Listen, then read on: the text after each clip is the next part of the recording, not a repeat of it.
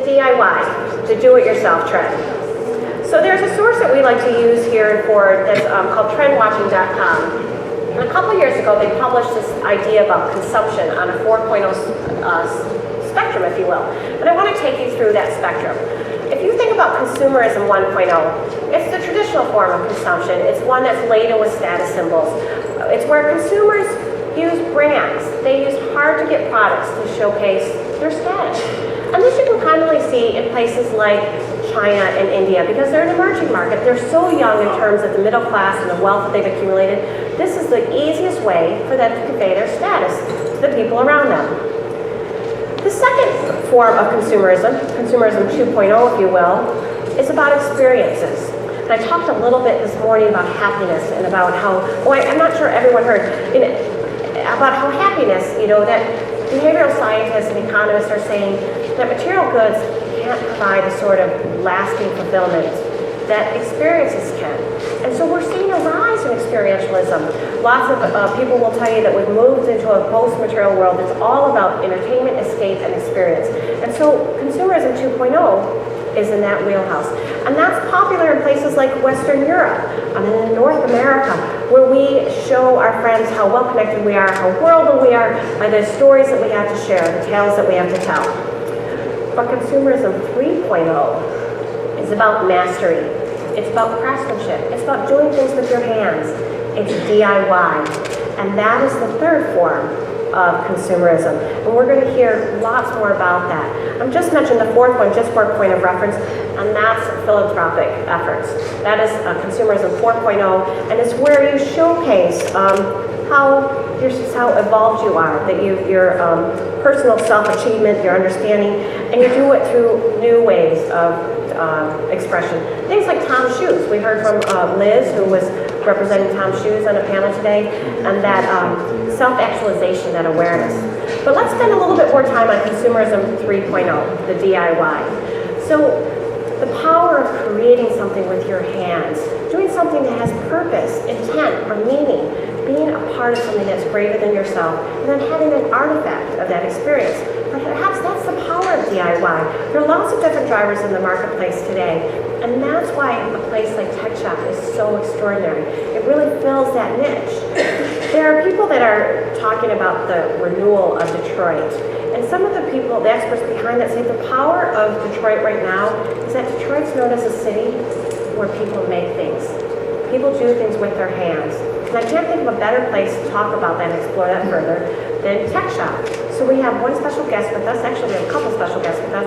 I'd like to introduce Mark Hatch, who is the CEO of TechShop, and he came all the way from across the country to tell us more about this project. Thank you, Mark. Very much. I'm going to start this off.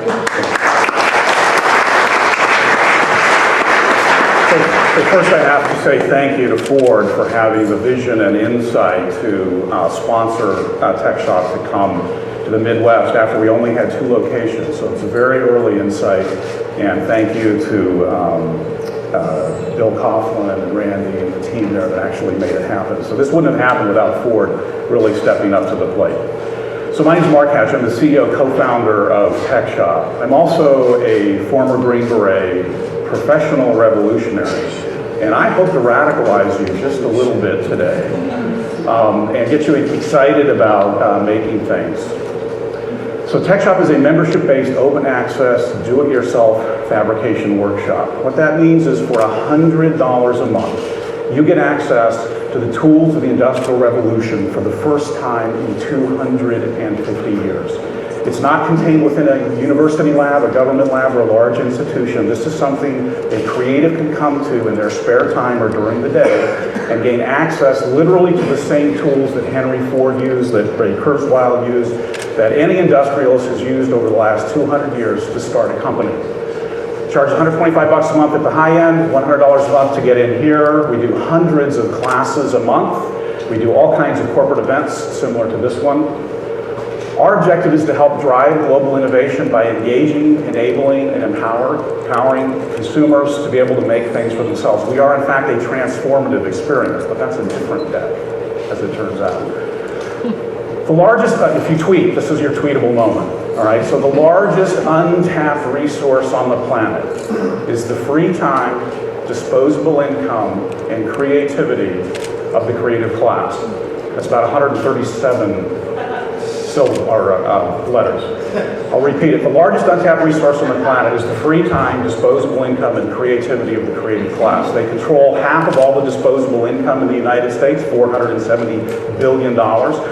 According to Clay Shirky, they spend on average 2 to 3 billion hours a year watching television. They spend their money on frappuccinos, McMansions, and golf outings. And imagine what would happen if we could get the creative class to just spend a little bit of time DIYing in a place that gave them access to the industrial tools. We had a hypothesis early on that said if we did that, if somebody did that, they could change the world. And in fact, they already have. This is the world's fastest electric motorcycle. It did 218 miles an hour on the Bonneville Salt Flats last summer. The entire carbon fiber frame, the carbon fiber fairing, all the components they couldn't buy off the shelf, they fabricated themselves at TechShop. Again, he's a world record holder. This is a Jetpack. I just told some folks at Ford they needed to invest in this guy. They kind of gave me some blank stares.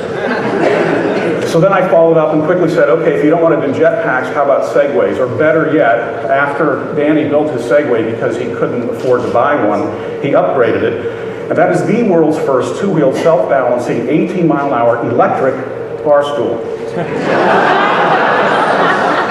Now, I don't know about you, but that's what I need.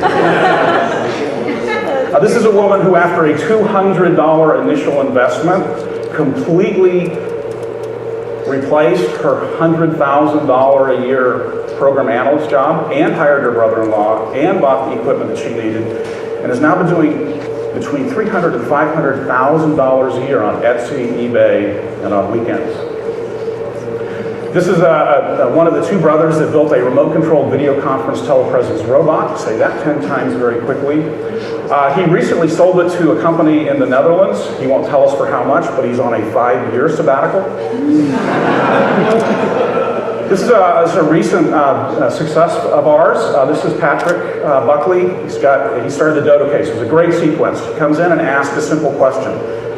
You got to listen to this. What classes do I need to take to learn how to make a bamboo iPad case? It's 3 classes. 90 days later, he had sold $1 million in product. You know, what did you do during the summer of 2010? He did $10 million in sales last year. They're on track to do $30 to $40 million in sales this year. They've got 40 employees. They saved the book bindery. And you may have seen his iPad case, and you just didn't realize it was there. 2.5 years later, it's on President Obama's desk. But that's the warm-up. Those didn't change the world. These next 5 have.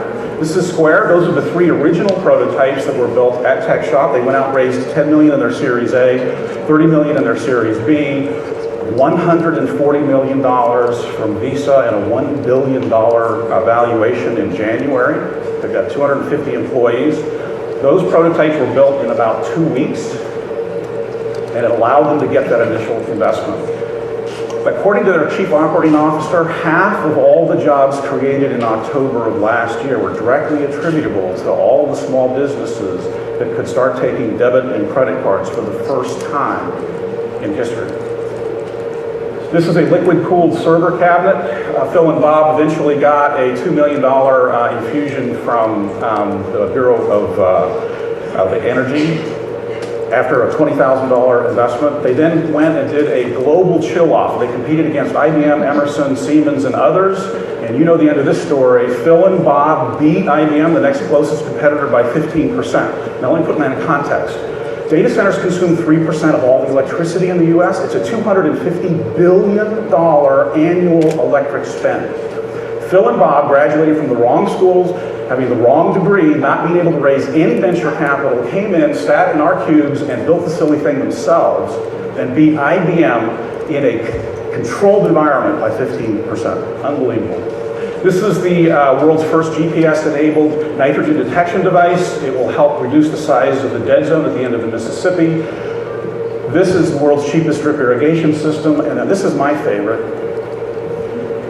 So if you're unlucky enough to have been born 2 weeks too early, you had 1 hour to get to an incubator. Now, the reality is most children that have that experience live well beyond that hour limit and die. Hundreds of thousands of babies die every year because they can't get to an incubator. So Naganon came out of the Stanford D School, came up with an idea with his team to do a phase-changing polymer blanket that would keep a child warm for 2 or 3 hours. What was most interesting is he ended up sitting next to a real polymer chemist, right? Look at Naganon, a real polymer chemist with 30 years of experience in our collaborative space. That scientist donated the core technology that pumped this up to a 4-hour window, and this thing is on track to save 100,000 babies' lives in the next 5 years. So what happens when you give the tools of the Industrial Revolution to the creative class? They change the world. And again, thank you for bringing it to Michigan.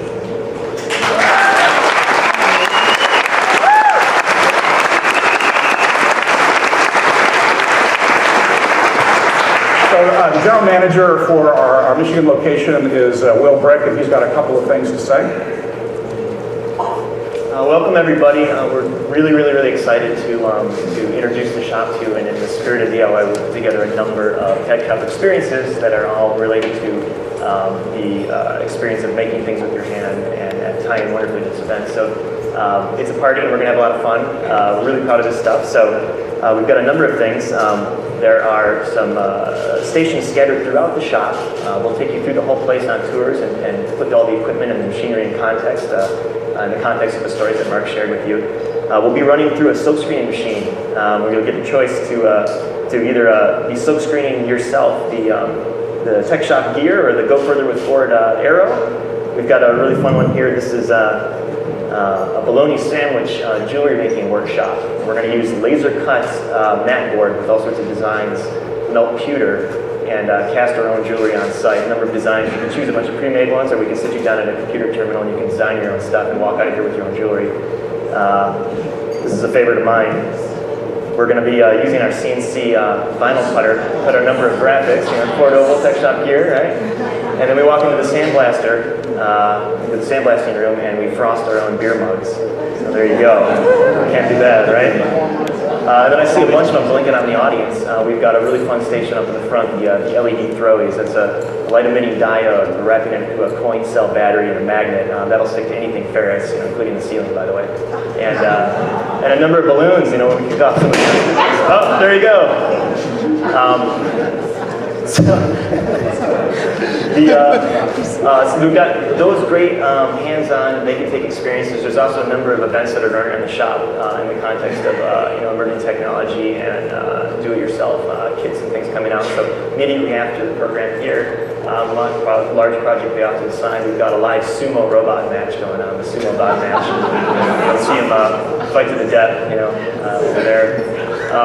And in the culmination of the night, we're going to be demonstrating one of the most powerful tools that we have in the TechShop tool set is our CNC water jet, a machine that uses high pressure water to cut through 4 to 6 inches of steel. It could be anything that doesn't mind getting wet, but it'll punch through steel.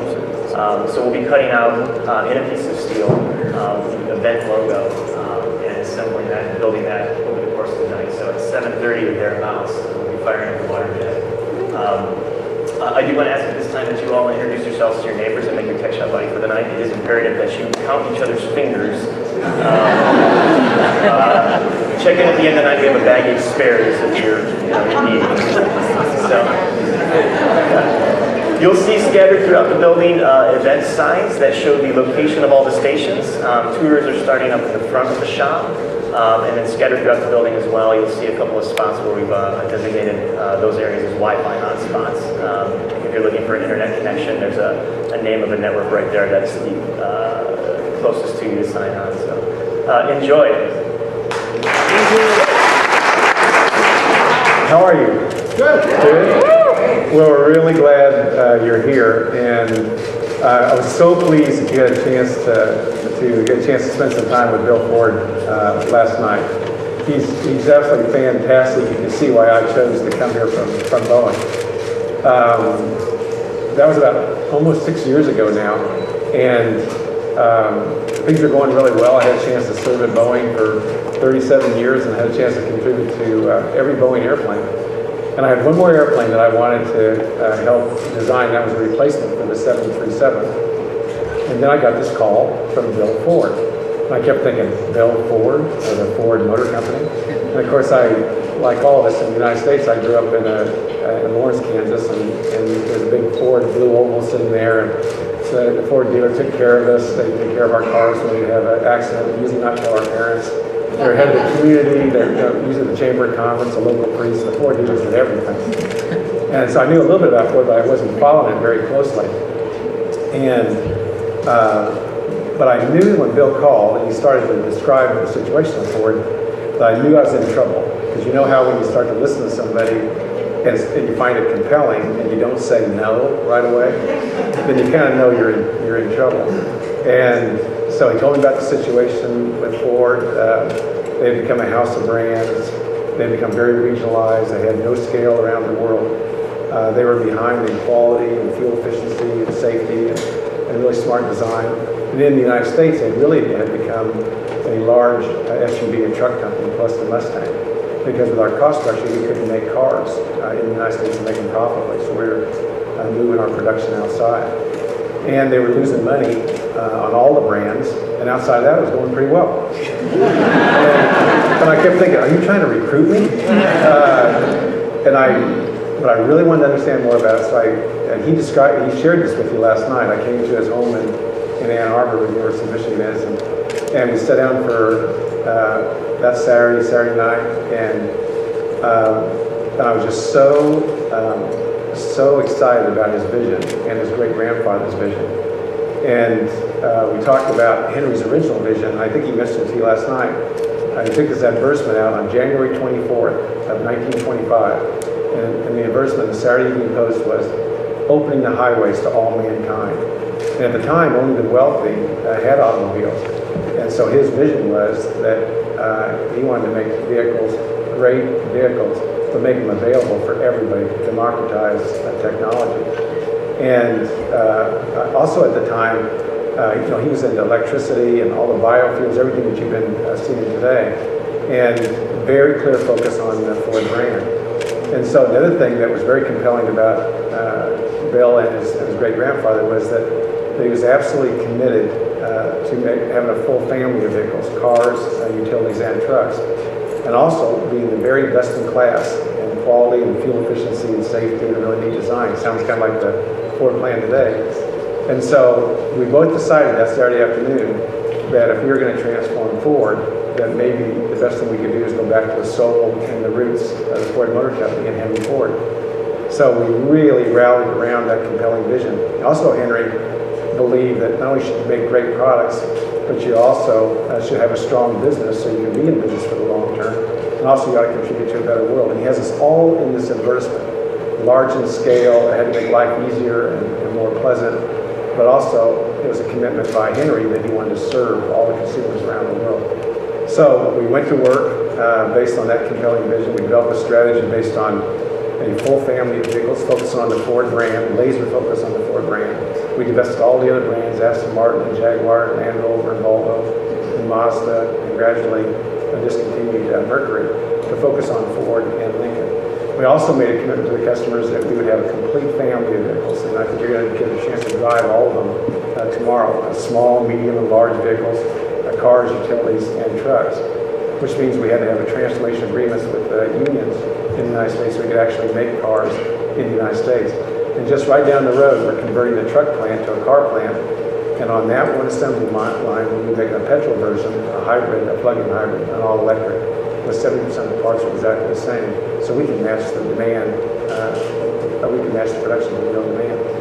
And the other thing that we decided was that we're going to be best in class. Every vehicle that we designed from 6 years ago, in terms of quality, fuel efficiency, safety, really smart design like Sync and My Ford, and we had a chance to see a lot about that today, that we are going to absolutely be best in class and measure ourselves against the best in the world.